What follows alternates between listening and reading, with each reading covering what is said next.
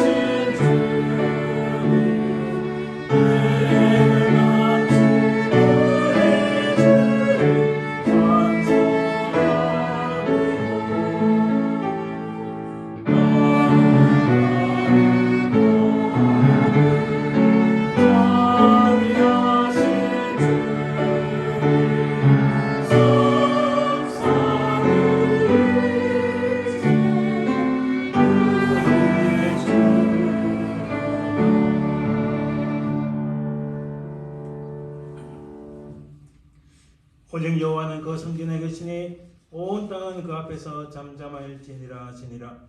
하나님은 영이시니 예배하는 자가 영과 진리로 예배할지니라. 아멘.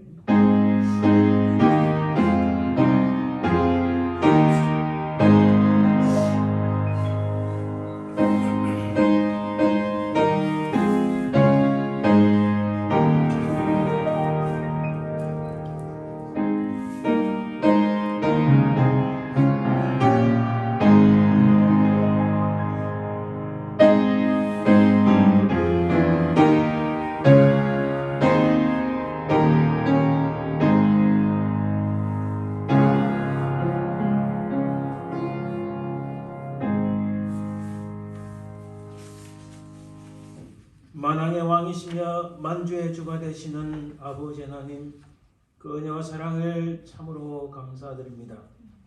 우리 모든 죄악들을 용서하시기 위하여, 우리 인생들을 살리시기 위하여 우리 모든 죄악들을 담당하시어 십자가에 달리신 우리 주 예수 그리스도의 그 은혜와 사랑을 참으로 감사드리나이다. 이 땅에 사는 동안 연약한 인생들을 돌보시고 분명히 하나님 나라에 들어가기까지 우리 발걸음을 인도하시며 도우시는 성령 하나님의 그 은혜와 사랑을 감사드립니다. 하나님 이 시간 온전히 살아계신 성삼위 하나님만을 찬송하며 경배하오니 이 예배를 연락하여 주시고 우리에게 무한한 은혜의 시간, 영광의 시간이 되게 도와주옵소서.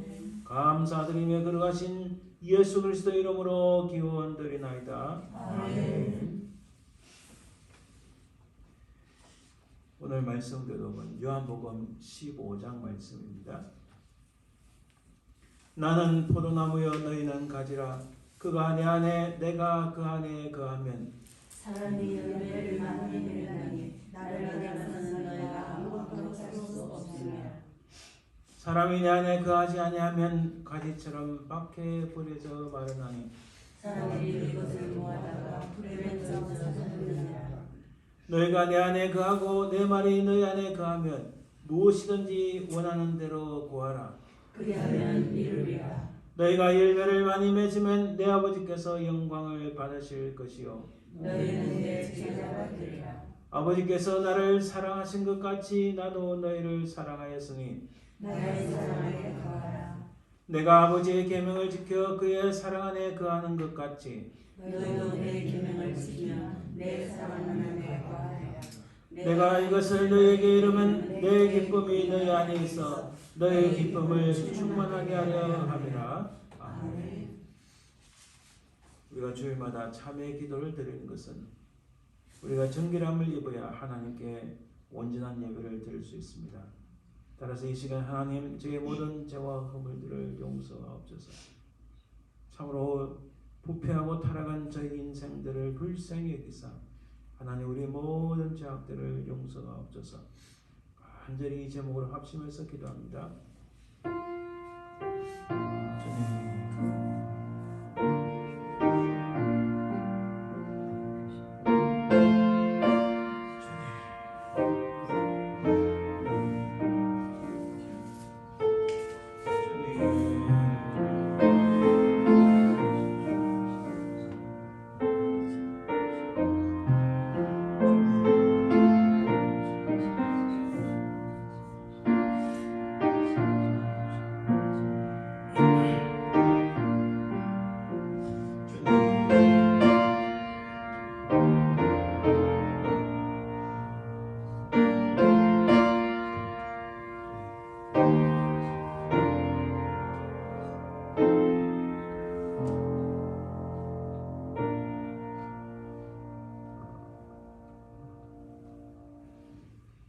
은혜가 풍성하신 아버지 하나님 참으로 감사드립니다.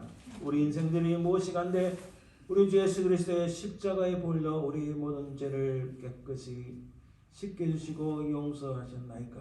하나님 이 시간 우리 주 예수 그리스도의 십자가의 공로를 힘입어 저희들이 이제 더욱 주님만을 바라보며 살아가게 하옵소서. 우리 모든 죄악들이 우리 모든 허물들이 우리 주님의 십자가에 흘리신 보혈로 깨끗하게 씻겨지고 용서받았음을 믿사오며 그러하신 예수 그리스도의 이름으로 기도드립니다.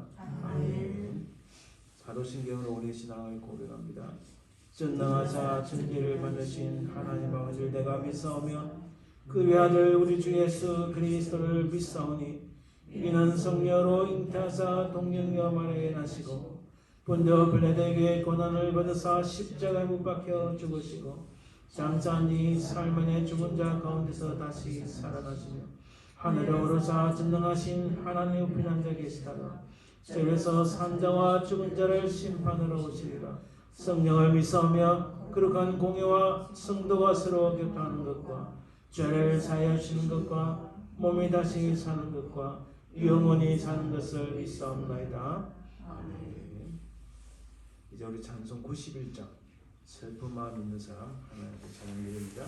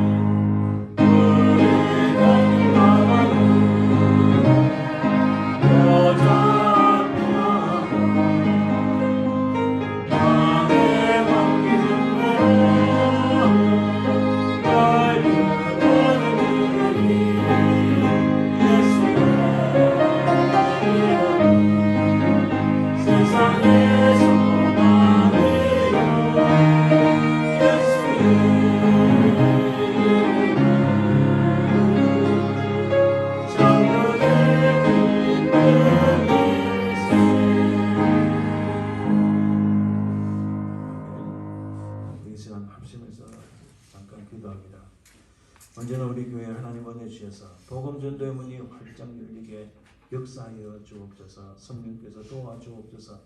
이 점으로 간절히 기도해 주시고 오늘 말씀을 전가할 저를 위해서 또 우리 교회의 스튜어트 목사를 위해서 간절히 기도해 주시길 바랍니다. 또 우리 속에 연약한 심령들 하나님 주의 성령의 권능으로 모든 연약한 육신들을 깨끗이 취하여 주옵소서. 이 세 가지 기도 제목 놓고 함께 기도합니다. 주님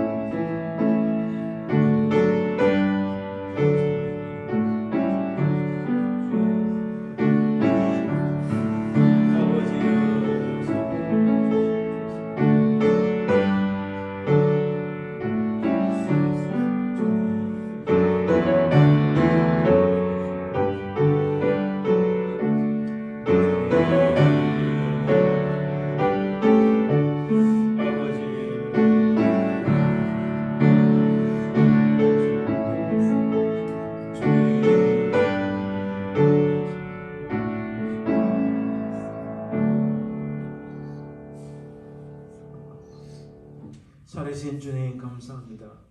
우리의 간절한 기도에 귀를 기울이사 응답하여 주실 줄 믿사옵나이다. 아버지 하나님, 우리가 이 땅에 두 발을 딛고 사는 동안 우리 인생들이 어찌 그리 힘들고 괴로운지요.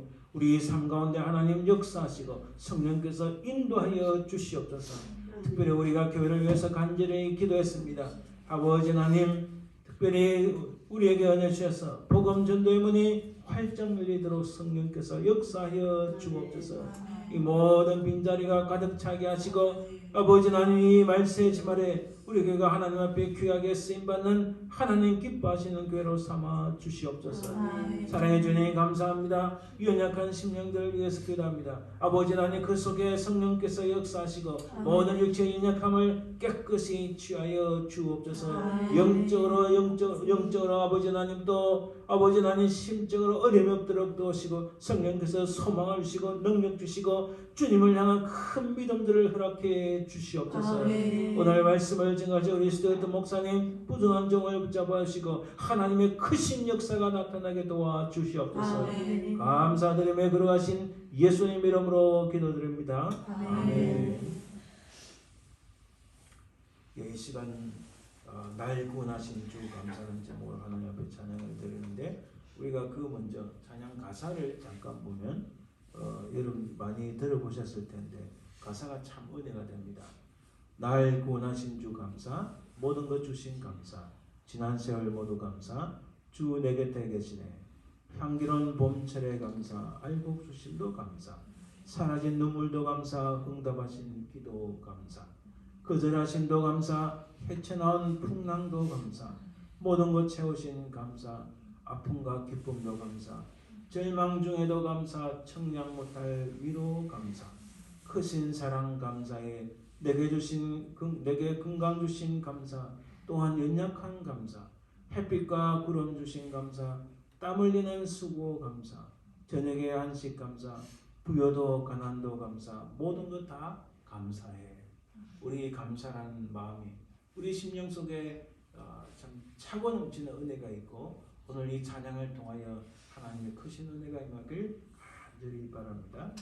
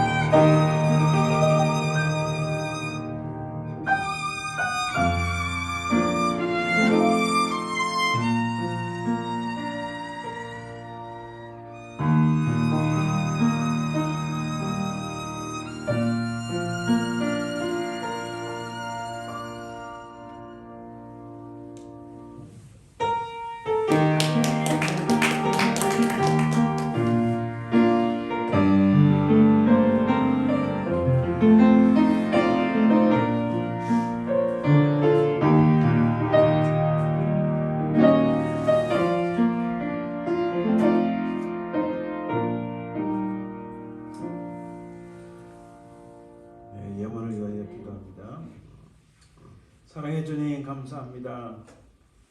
주신 모든 것 주님께 감사드립니다. 이 땅에서 우리에게 공급하신 모든 것, 우리의 생명조차도 하나님의 것임을 고백합니다. 주신 것에 감사하여, 인도하심에 감사하여, 모든 것에 감사하여 드린 손길들을 하나님 복되게 하옵소서. 아버지는 이 땅에 사는 동안 물질의 어려움이 없도록 도우시고 오히려 차고 넘쳐서 하나님을 섬기는 데 쓰임받을 수 있도록 도와주시옵소서. 아버지 하나님 감사합니다. 우리 각자 가정의 형편에 따라 하나님께서 채우시고 흔들어 축복하여 주시옵소서. 특별히 아버지는 육신의 강건함도 허락하시고 이 땅에서 기쁨과 감사를 누리게 하옵소서. 이 예배를 통하여 하나님의 크신 은혜가 흘러넘칠 줄 믿사오며 그리고 하신 예수님 이름으로 기도드립니다. 아멘. 오늘 하나님 말씀은 시편 23편 1절에서 6절 말씀입니다. 시편 23편 1절에 6절 말씀 제가 말씀을 봉독해 드립니다. 여호와는 나의 목자시니 내게 부족함이 없으리로다. 그가 나를 푸른 풀밭에 누이시며 쉴만한 물가로 인도하시는도다. 내 영혼을 소생시키시고 자기 이름을 위하여 의의 길로 인도하시는도다. 내가 사망의 음침한 골짜기로 다닐지라도 해를 두려워하지 않을 것은 주께서 나와 함께 하심이라. 주의 지팡이와 막대기가 나를 안위하시나이다. 주께서 내 원수의 목전에서 내게 상을 차려주시고 기름을 내 머리에 부으셨으니 내 잔이 넘치나이다. 내 평생의 승하심과 인자심이 반드시 나를 따르리니 내가 여호와의 집에 영원히 살리로다. 아멘. 오늘 시편 말씀을 통해서 우리가 하나님의 성품에 대해 살펴보려 합니다. 우리 말씀을 듣기 전에 잠시 기도합니다. 사랑의 주님 감사합니다. 하나님의 은혜를 베풀어 주옵소서. 이 시간 주의 말씀이 우리의 심미에 기억되게 하시고 새겨지게 하시고 이 말씀을 붙잡고 믿음으로 승리하는 죄를 되게 도와주옵소서. 이 시간 악한 사단마귀 틈타지 말게 하시고 주의 권능의 손으로 말씀을 증가하느냐 듣느니나 하나님의 크신 은혜가 넘치길 간절히 소망하며 그리고 하신 예수님 이름으로 기도드립니다. 아멘. 오늘 배경에 보면은 노트가 나왔습니다. 오늘 이 노트의 배경은 우리가 흔히 잘 아는 시편 23편 말씀이지만은 여러분들의 마음의 노트에 오늘 말씀을 꼭꼭 진하게 강하게 꼭 새겨 적어 넣으시라는 의미로 이 배경을 노트를 해봤습니다. 의미를 아시겠죠? 너무나 잘 아는 시편 23편 말씀이지만은 이 말씀의 의미를 우리가 다윗이 무엇을 말하고자 했는가 깊이 새기는 하나님의 은혜가 넘치는 시간 되시길 간절히 바랍니다.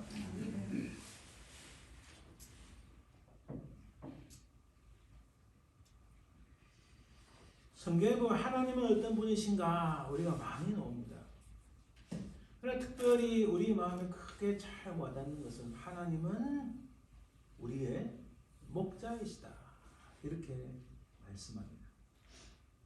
창세기 49장 24절에 보면 야곱이 요셉과 그의 두 아들에 대해서 축복하면서 이런 말씀을 합니다.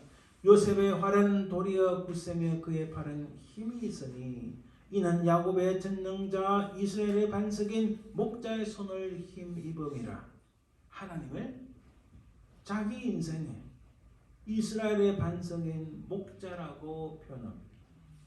우리 주님께서도 이렇게 말씀하셨어요. 나는 선한 목자라. 선한 목자는 양들을 위하여 목숨을 버리거니와 나는 선한 목자라. 나는 내 양을 알고 양도 나를 아는 것이 주님 자신을 목자라고 표현했습니다. 그래서 우리는 하나님을 내 인생에 나를 인도하시는 하나님 선한 목자라고 우리는 생각합니다. 그렇다면 이 다윗은 오늘 이 시편 23편을 언제 어디서 이 시편을 짓고 낭송을 하고 읊조를 쓸까요? 한번 생각해 봅시다. 우선은 사무엘상 16장 11절에 보면 이 본문의 배경이 위대한 사사 사무엘이 지금 하나님께서 사울 왕을 버린다고 하시니까 새로운 왕을 세우기 위하여 조그마한 마을에 찾아왔습니다. 그리고 이새를 찾아왔어요. 그의 아들 8명 중에서 누구를 왕으로 세울 것인가 생각하면서 왔습니다.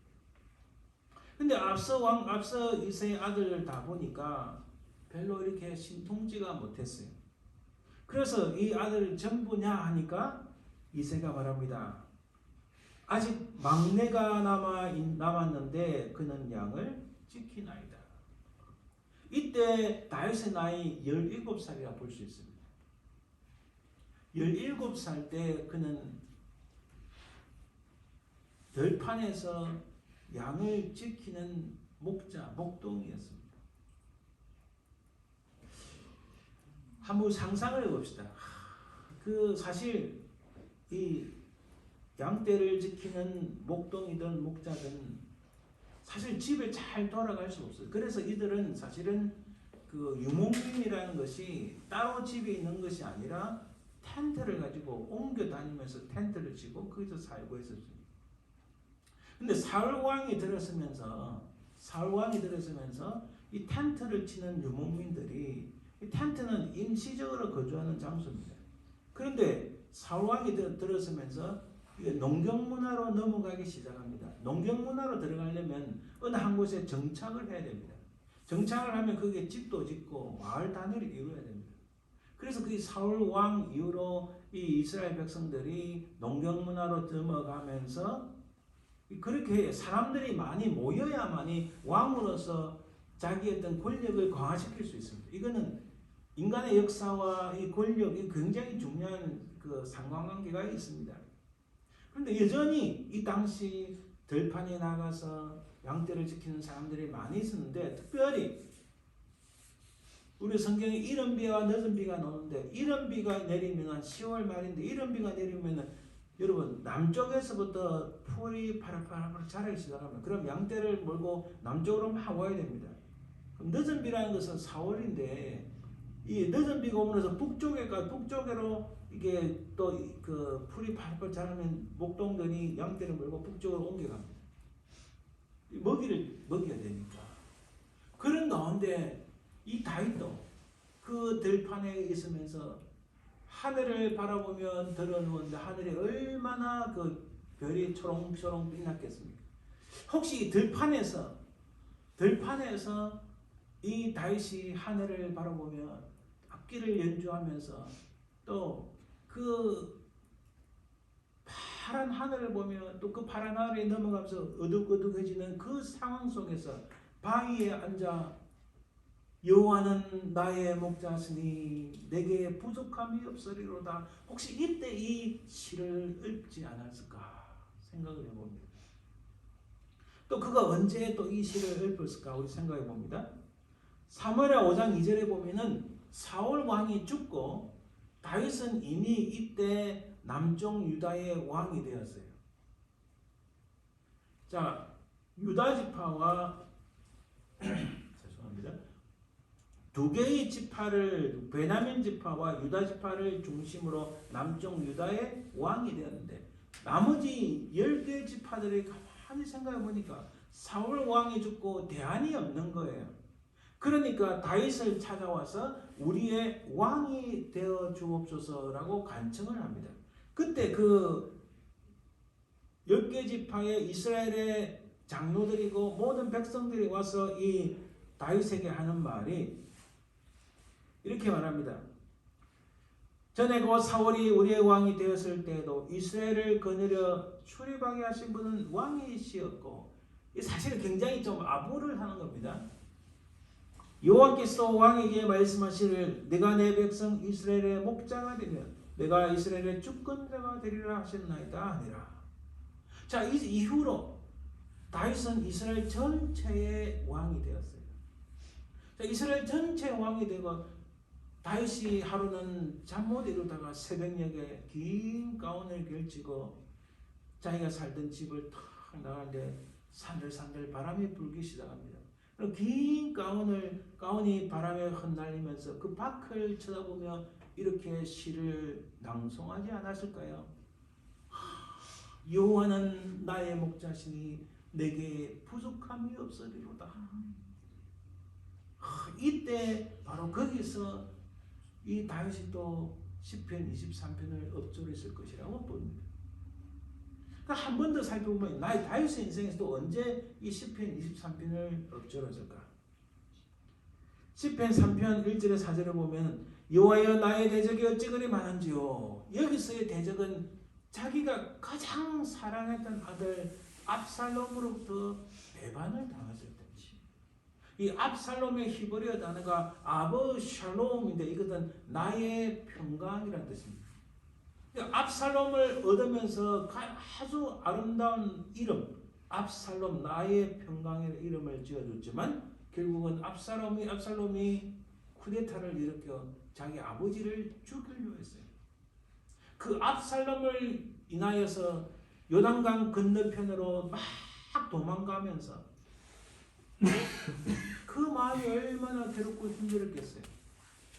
그런 가운데 그 심정을 잘 알 수 있는 말씀이 지금 시편 3편 1절에서 4절입니다. 그가 이렇게 말합니다. 여호와여 나의 대적이 어찌 그리 많은지요. 일어나 나를 치는 자가 많으니이다. 많은 사람이 나를 대적하여 말하기를 그는 하나님께 구원을 받지 못한다 하나이다. 여호와여 주는 방패시여 나의 방패시여 나의 영광이시여 나의 머리를 드시는 자이시니다. 내가 나의 목소리를 여호와께 부르짖으니 그의 성산에서 응답하시는도다. 그가 압살롬이 나여 요단강 건너편으로 막 도망가지만 그 마음이 너무나 괴롭고 힘듭니다. 그 잠 못 이루는 밤에 그게 시편 3편, 4편, 5편에 나오는데 그 잠 못 이루는 밤에 자기의 부하들은 다 들판에 자고 있는데 또 그 하늘을 바라보며 이 다윗이 이렇게 시를 읊지 않았을까요? 여호와는 나의 목자시니 그는 눈물을 흘리며 내게 부족함이 없으리로다. 이 시편 23편을 엎조렸을 것이라고 봅니다. 결국 이 다윗의 전 인생에서 하나님은 어떤 분이시라고요? 다윗이 그의 시에서 하나님을 표현하는 부분이 많습니다. 반석이신 하나님, 나의 만군의 주 하나님, 많은 표현이 있지만 이 다윗의 자기의 전 인생을 통하여 깨달은 하나님은 자기를 인도하시는 목자이시다. 그런 하나님을 목자라고 표현하는 이 다윗. 그 다윗이 발견한 하나님의 성품은 과연 어떤 것이 있을까요? 어떤 하나님이길래 이 다윗은 그렇게 평생에 걸쳐서 이 시편 23편을 엎조렸을까요? 먼저 이렇게 말씀합니다. 여호와는 나의 목자시니 여기서 이거를 히브리어로 하면은 여호와 로이라 합니다. 여호와는 나의 목자시니 시편 23편 1절입니다. 여기서 히브리어를 우리 잠깐 보면 히브리어는 오른쪽에서 왼쪽을 씁니다. 야훼 로이 이렇게 말합니다. 여호와 주님은 나의 목자시다는 말씀. 여러분 창세기 48장 15절에 보면은 그가 요셉을 위하여 축복하여 이르되 내 조부 아브라함과 아버지 이삭이 섬기던 하나님 나의 출생으로부터 지금까지 나를 기르신 하나님. 이것은 야곱이 요셉과 두 아들을 위하여 축복하면서 특히 요셉을 향하여 이 말씀을 축복하는 말씀입니다. 여기서 섬기던 이삭이 섬기던 하나님 이 말은 섬기던 이 말은요. 그리고 또 나를 기르신 하나님 이 말은 섬긴다는 이 말은 하나님과 함께 걸어간다. 이 걷다라는 단어예요. 섬기다는 것은 아브라함과 이삭이 하나님과 함께 걸었다 이런 뜻이에요. 그리고 나를 기르신 이 말은 목자라는 뜻이에요. 여기 영어로 되죠. shepherd. 그 뒤에 넣는 히브리어가 같은 겁니다. 여호와 로이. 말하자면 이삭이 고백하기를 나의 아버지 아브라함과 내 인생이 하나님과 함께 걸어갔는데 여기서 섬기다는 단어로 번역된 거예요. 함께 걸어왔는데 평생을 걸어왔는데 그 하나님이 나의 목자였다. 이게 지금 이삭도 이렇게 고백하고 있는 겁니다. 그것을 우리는 한글 성경에 나를 기르시니라 이렇게 표현한 겁니다. 이사야서 53장 6절에 보면은 우리는 다 양 같아서. 여러분 양의 특징이 뭔지 아세요? 양의 특징은 양은 트레이닝을 할 수가 없대요. 그래서 꼭 가이드가 필요한 거예요. 그 가이드가 사람이든 목자든 혹은 아주 훌륭한 개든 다른 짐승이든. 이 양은 자기의 리더가 없으면 아무 데나 막 간대요. 그리고 리더가 없고 인도해주는 누군가가 없으면은 다 자기 갓길로 다 가는 거예요. 여러분 그래서요. 이 양의 특징인데 그래서 양 한 50마리에 염소 한 마리 넣는 이유가 거기 있대요. 염소가 한 마리 있으면은 이 양이 가만히 처지지 않고 계속 움직이고 또 같이 움직인대요. 물론 옆에 목장이 있죠. 목동이 있습니다. 이게 무슨 말입니까? 우리는 다 양 같아서. 우리는 다 자기 길로 가는, 자기한테 이롭게 하고 자기한테 좋은 그 길로만 간다는 것이 이 인생적이. 그런 우리 모든 죄악을 예수 그리스도 그분에게 담당시키셨도다 이런 말씀입니다. 자, 양의 특징을 볼까요? 자신을 보호하는 무기가 없다. 위험을 감지하는 능력이 거의 없다. 동물 조련사의 말입니다. 양들에게 무언가 가르치는 것은 거의 불가능하다. 뭔가가 인도해주는 무언가가 있어야 된다. 누군가가 있어야 된다는 말이에요. 우리 인생도 그렇다는 겁니다. 성경이 우리 인생을 그렇게 증거하고 있어요. 하나님의 도우심이 없으면 다 각기 제 길을 가고 자기한테 좋은 것만, 이 금방 저 앞에 절벽이고 그 저 앞에 죽음이 있는지도 모르고 그냥 그 앞을 다 가는 거예요. 그런데 하나님이 우리의 목자가 되시면 피할 길을 여시고, 아멘. 무엇이 잘못됐는지 깨닫는 지혜를 주시고, 아멘. 하나님이 우리의 목자가 되시면 우리에게 필요한 사람을 붙여주시고, 할렐루야.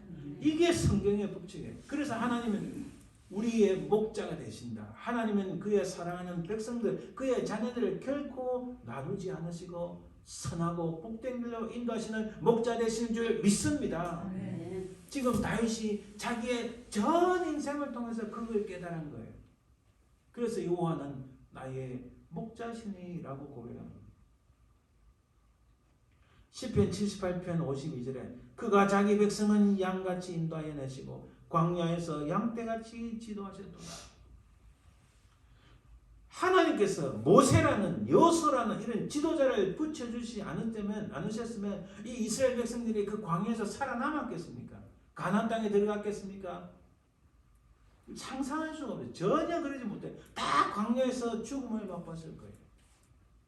근데 그들이 양떼 같고, 오늘 시인이 분명히 고백합니다. 그들은 양떼 같고 그들은 양 같은 모습이어서 하나님께서 지도자를 붙여주시고 그들을 인도하시고, 최종적인 지도자, 최종적인 인도하심, 최종적인 목자는 누구시라고요? 바로 하나님이시라는 거예요. 그래서 우리는 고백할 수 있습니다. 다윗처럼 여호와는 나의 목자시니. 에스겔서 33장 21절에 똑같이 말씀합니다. 그러므로 내가 내 양떼를 구원하여 그들로 다시는 노략거리가 되지 아니하게 하고 양과 양 사이에 심판하리라. 하나님은 그의 사랑하시는 백성을 양떼라고 표현하십니다. 그래서 주님께서도 나는 선한 목자, 내 양은 내 목소리를 알아듣나니 라고 말씀하시는 거예요. 시편 77편 20절에서도 주의 백성을 양떼같이 모세와 아론의 손으로 인도하셨나이다. 분명하게 우리에게 말씀합니다. 예수께서 나오사 큰 무리를 보시고 그 목자 없는 양 같음으로 인하여 불쌍히 여기사 이에 여러 가지로 가르치시더라. 아멘. 우리는 다 양 같아서 각기 제 길로 다 가고, 목자 없는 양같이 저 앞에 죽음이 있는지 저 앞에 멸망이 있는지도 모르는 인생들을 우리 주님이 우리의 목자가 되셔서 우리를 선하고 복된 일, 또 선하고 아름다운 길로, 영생의 길로, 구원의 길로, 하나님 나라에 들어갈 수 있는 길로 인도하시는 분인 줄 믿습니다. 그 주님이 내한테 있으니 다윗처럼 여호와는 나의 목자시니 이 다윗의 고백이 내 고백이 되는 줄 믿습니다.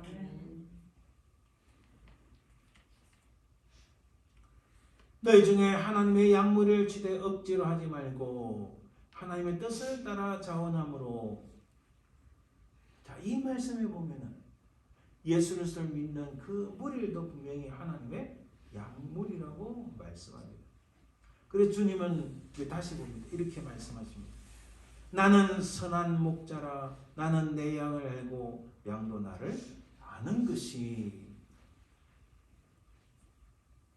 우리 주님은 우리의 진실한 선한 목자이신 줄 믿습니다. 또 이렇게 그 다음 두 번째 이렇게 고백합니다. 내가 부족함이 없으리로다. 여호와 이레입니다. 부족함이 없다 이 말씀이 무엇일까? 부족함이 없다 이 말씀이 무엇일까? 우리 창세기 22장 8절 말씀 한번 봅니다.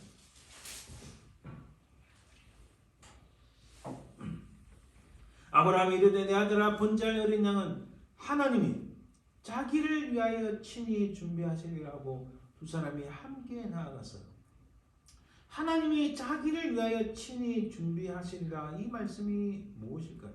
이 히브리어로 잠깐만 제가 보시면 이렇습니다. 여기서 이 파란 히브리어 파란색이죠. 그 오른쪽에서부터 왼쪽으로 읽으면 이렇습니다. 이레어로 이 말은 뒤에 히브리어는 자기라는 뜻이고 앞에는 이레 준비하다는 뜻입니다. 그러니까 자기를 친히 준비하시리라. 무슨 말인가요? 하나님께서는 아브라함의 믿음을 보시기 위하여 그렇게 테스트를 하시는데, 그러나 하나님께서는 이미 하나님 스스로 자기 자신을 위하여 이미 무언가를 준비하신다는 말씀이에요.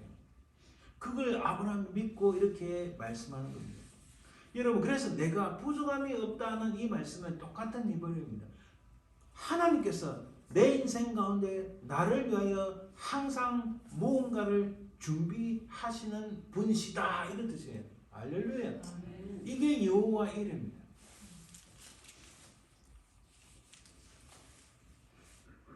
창세기 22장 14절에 보면 아브라함이 그 땅 이름을 여호와 이레라 하였으므로 오늘날까지 사람들이 이르기를 여호와의 산에서 준비되리라 하더라. 하나님께서 이삭을 죽이지 못하게 하시고 한 어린 양을 준비하시는데 그것을 보고 아브라함이 이렇게 말씀하시는 거예요. 그 땅 이름을 여호와 이레라. 하나님께서 미리 준비하셨다. 여호와의 산에서 준비되리라. 그래서 여러분, 다윗이 여호와는 나의 목자시니 내게 부족함이 없으리로다. 내가 부족함이 없다는 이 말씀은 하나님께서 내 인생에서 앞으로 내가 무슨 일이 생길지 모르지만 하나님께서 미리 우리 그 백성들을 위하여, 자기를 위하여, 다윗을 위하여, 우리 자신들을 위하여 다 준비하신다. 이것이 여호와 이레라 이런 뜻입니다. 할렐루야. 이 발음은 야훼 이레라는 뜻인데 모든 필요를 채우시는 하나님이시라는 말씀입니다. 다윗은 이것을 철저하게 엄청나게 경험했습니다. 한 가지 예를 들까요?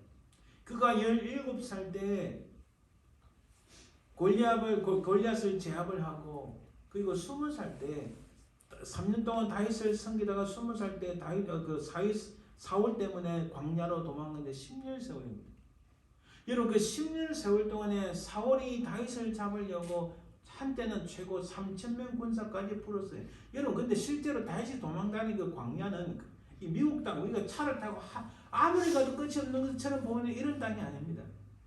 길이가 얼마 안 돼. 광야 그 넓이가 얼마 안 됩니다. 3,000명의 마음만 먹으면 언제든지 잡을 수 있는 그런 곳이에요.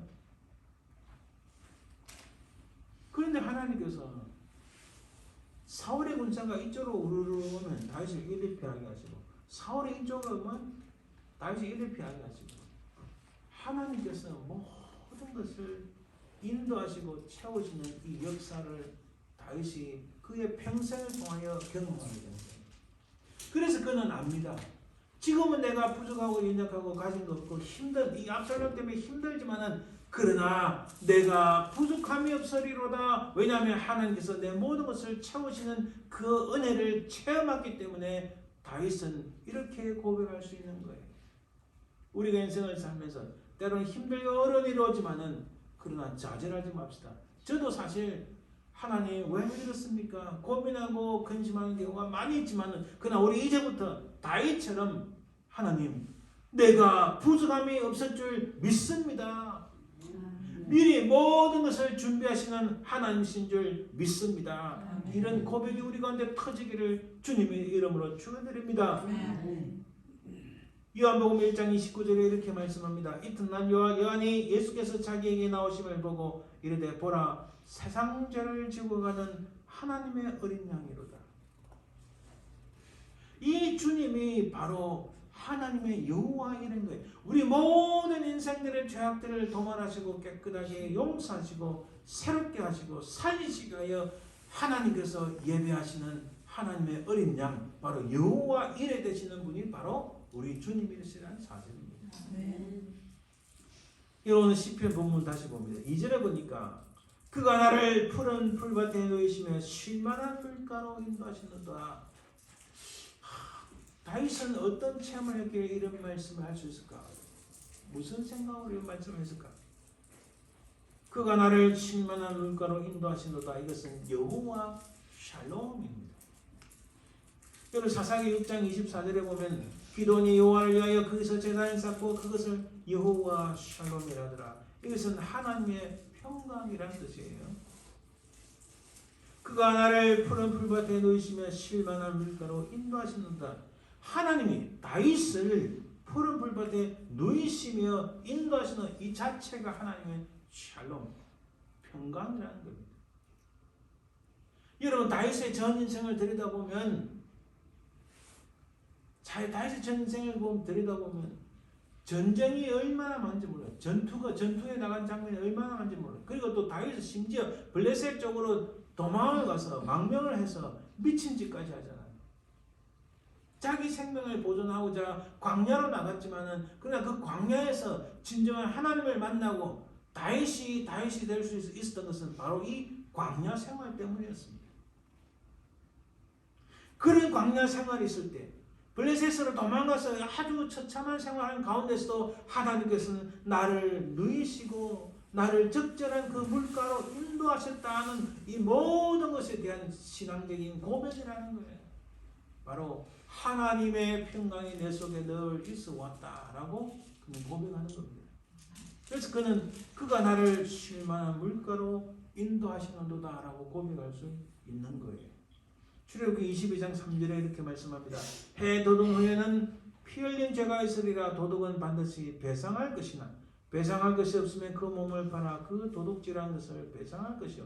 그래서 우리 성경에 보면 배상이라 하면은 내가 훔친 것을 다시 돌려주고 남에게 손해를 끼쳤으면 그 손해에 대해서 내가 돈 배상을 해주고 이런 이 실제로 이 배상이라는 이 구약에서의 단어는 샬롬이라는 뜻입니다. 그렇잖아요. 상대방이 나로 인하여 어려움을 당하고 내가 다른 사람들 훔치고 또 다른 사람 손해를 끼쳤는데 그 손해 끼친 것을 적절하게 내가 갚아주면은 하나님의 평강이 임한다. 그런 의미입니다. 참 놀라운 의미입니다. 그러므로 우리가 믿음으로 어렵다 하심을 받았으니 우리 주 예수 그리스도로 말미암아 하나님과 화평을 누리자. 여러분 그럴 때요. 우리 힘으로 갚을 수 없는 것이 너무 많아요. 특히 우리가 우리의 죄를, 우리의 허물을 어떻게 갚을 수가 없어요. 우리의 죄를, 우리의 허물을, 우리의 모든 악한 것들을 갚을 수가 없는데 그 갚을 수 있도록 누가 오셨다고요? 우리 모든 죄악들을, 우리 모든 허물들을 주님께서 십자가에 달리셔서 주님이 우리를 대신하여 배상을 해주신 거예요. 그것은 주님께서 우리에게 샬롬을 주신 겁니다. 그래서 오늘 이 로마서 5장 1절에 이로 말미암아 주 예수 그리스도로 말미암아 하나님과 화평을 누리자. 바로 그 주님이 우리에게 샬롬을 주시기 위하여 우리를 대신하여 배상을 했다. 우리를 위하여 값을 치르셨다는 말씀입니다. 놀랍습니다.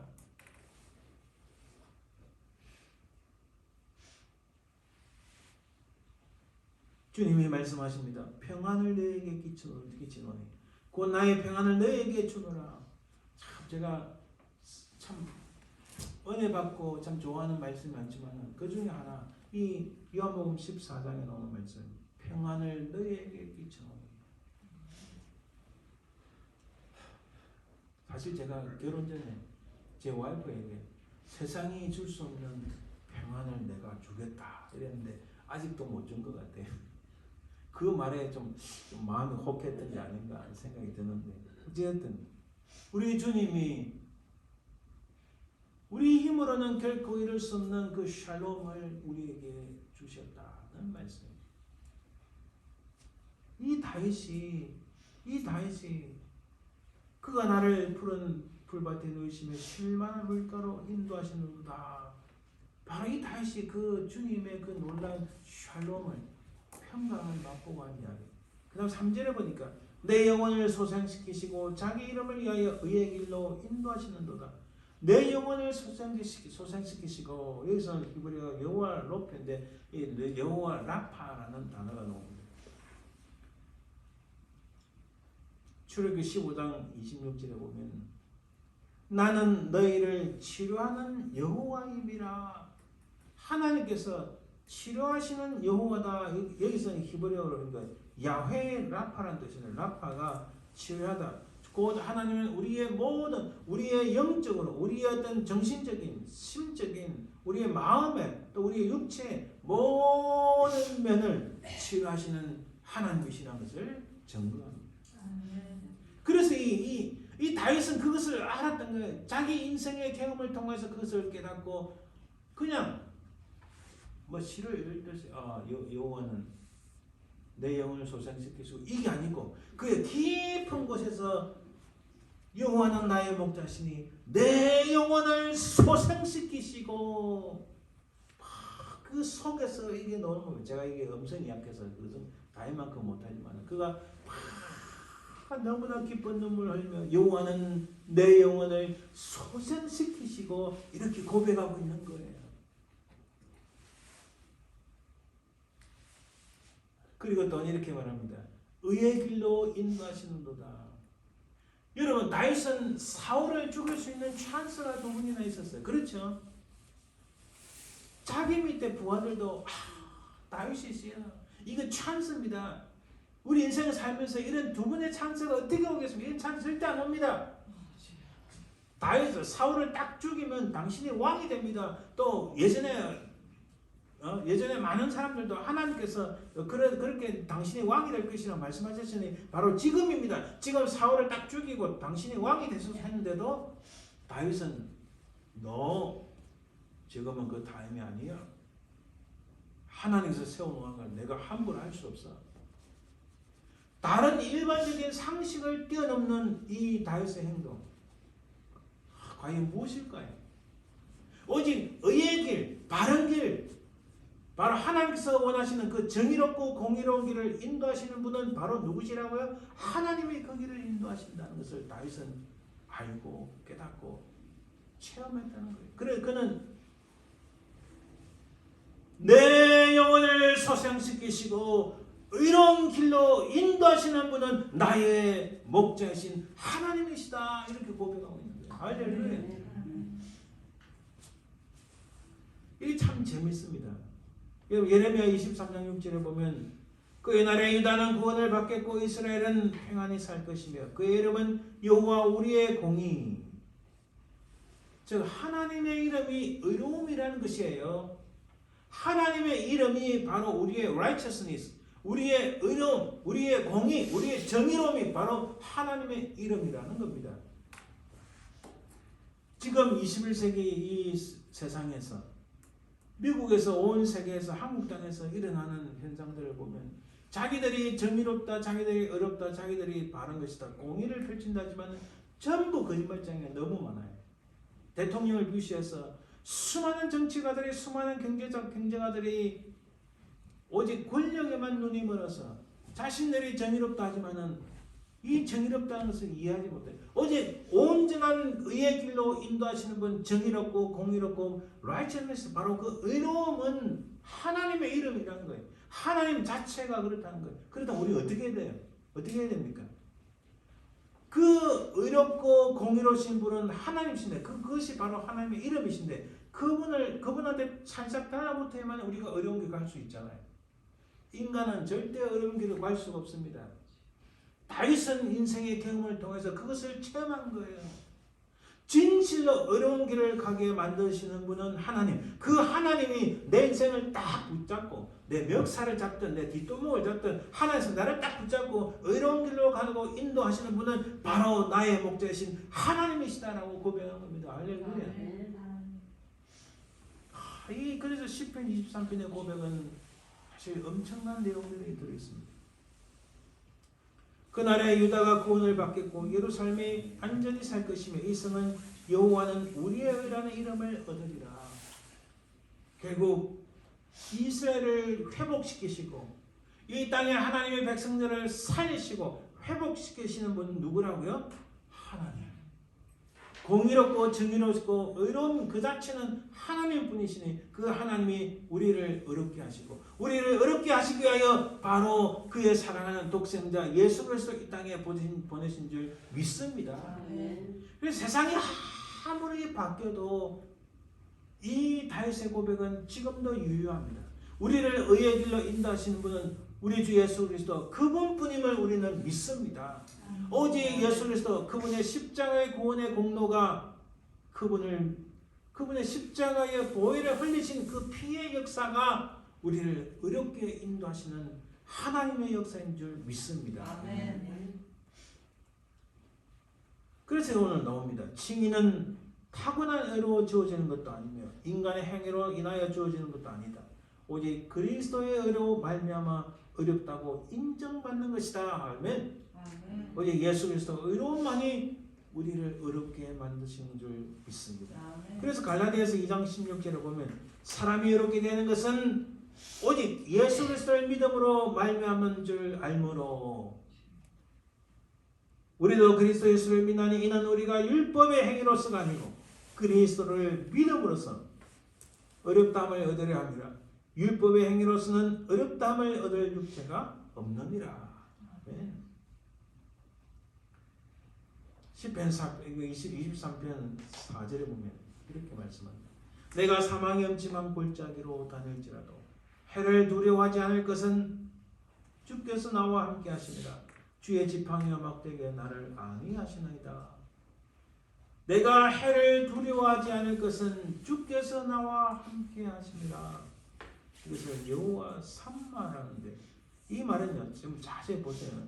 내가 해를 두려워하지 않을 것은 주께서 나와 함께 하심이라. 함께 한다는 게 무슨 말씀이에요? 제가 여러 번 말씀드렸죠. 임마누엘 하나님. 내가 어디를 가도 두려워하지 않을 것은 어디를 가도 어떤 해악을 당해도 두려워하지 않을 것은 하나님이 나와 함께 하십니다. 이런 말씀이에요. 이거 히브리어로 지금 이 다윗은 여호와 삼마라고 이야기합니다.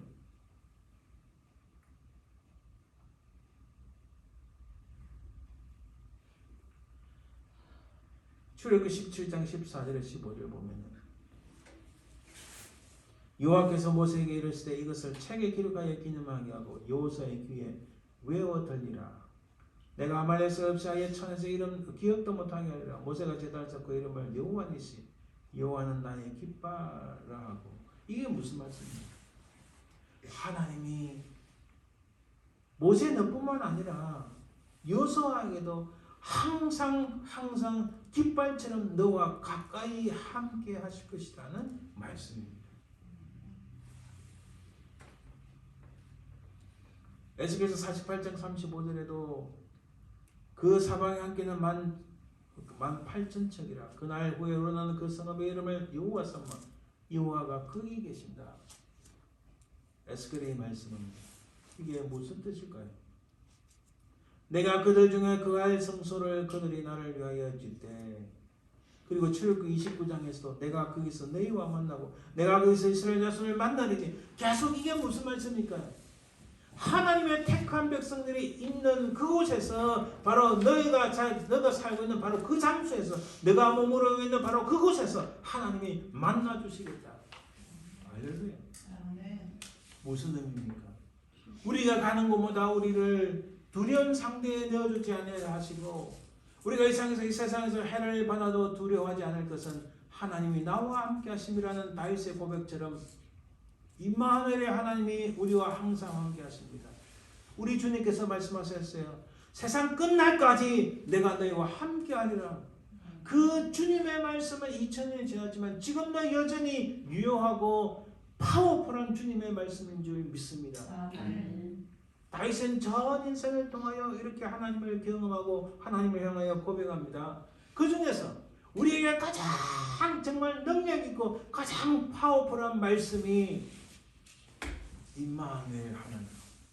내가 해를 두려워하지 않을 것은 여호와께서 나와 함께 하십니다. 하나님이 우리와 함께 하시면 무엇을 두려워하겠습니까? 우리 이 땅에 살아가면서 염려도 많고 근심도 많습니다. 고민되는 것도 많아요.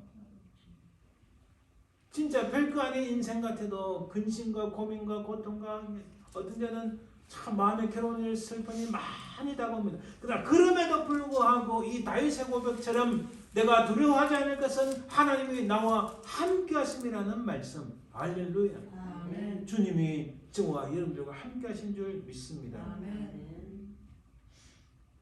바로 요한복음 1장에서도 이렇게 말씀합니다. 말씀이 육신에 대해 우리 가운데 거하심에 주님이 우리와 함께 거하십니다. 마태복음 1장 23절에서도 그의 이름은 임마누엘이다. 이를 번역하지 하나님이 우리와 함께 계시다. 할렐루야. 아멘. 하나님이 우리와 함께 계신 줄 믿습니다. 마태복음 28장에서도 내가 세상 끝날까지 너희와 항상 함께 있으리라. 할렐루야. 아멘. 5절 말씀, 오늘 본문 5절 말씀에 주께서 내 원수의 목전에서 내게 상을 차려주시고 기름을 내 머리에 부으셨으니 내 잔이 넘치나이다. 기름을 내 머리에 부으셨으니 이것을 히브리어로 여호와 메카드시켐이라 하는데 여러분 이거 굉장히 중요합니다. 나는 너희를 거룩하게 하는 여호와.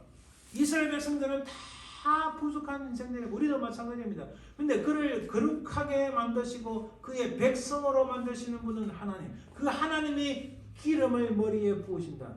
구약에서는요. 왕을 세울 때나 선지자를 세울 때 그럴 때 이 기름을 붓습니다. 그런데요.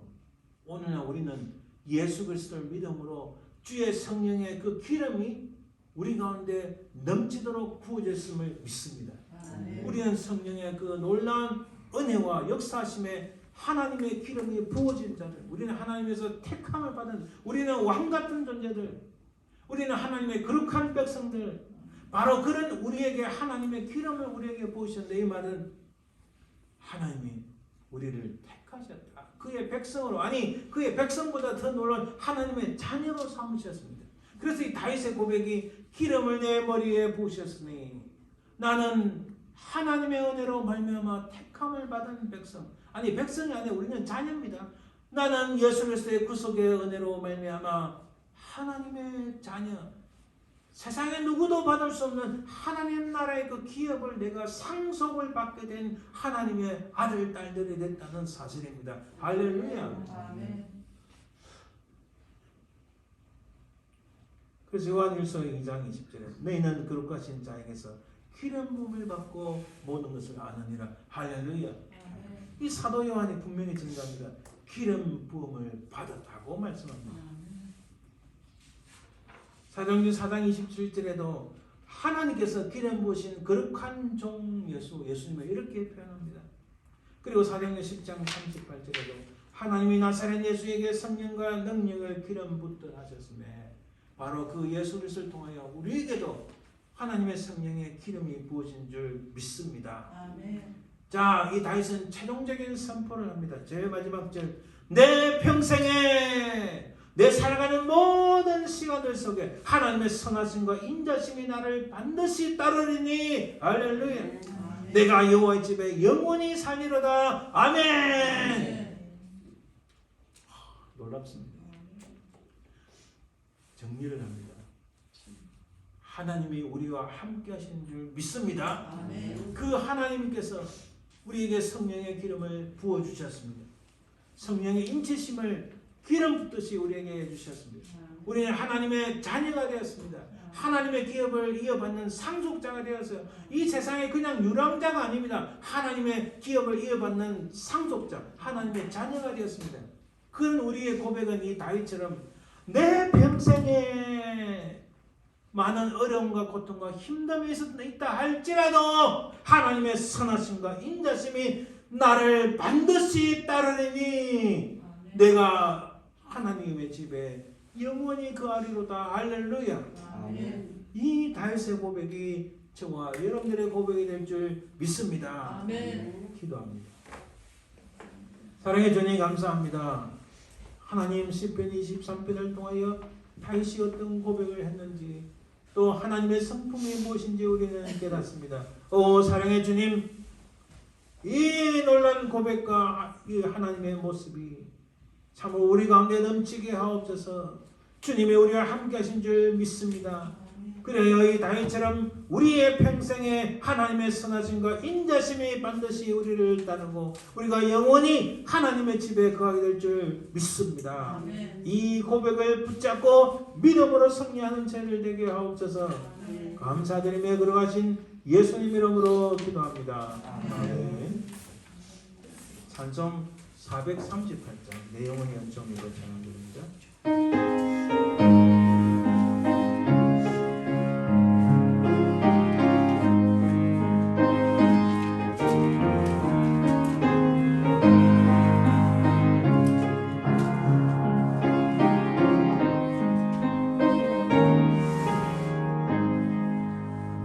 내 영혼이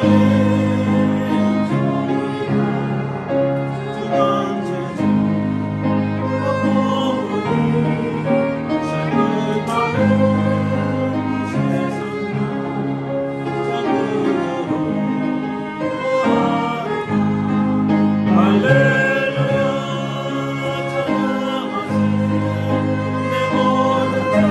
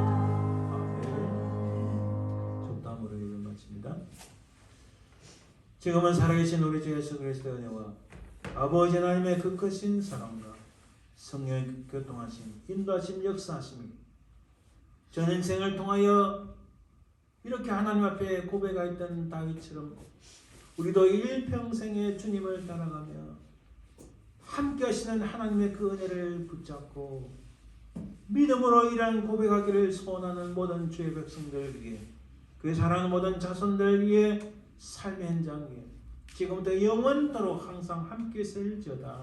아멘. 아멘.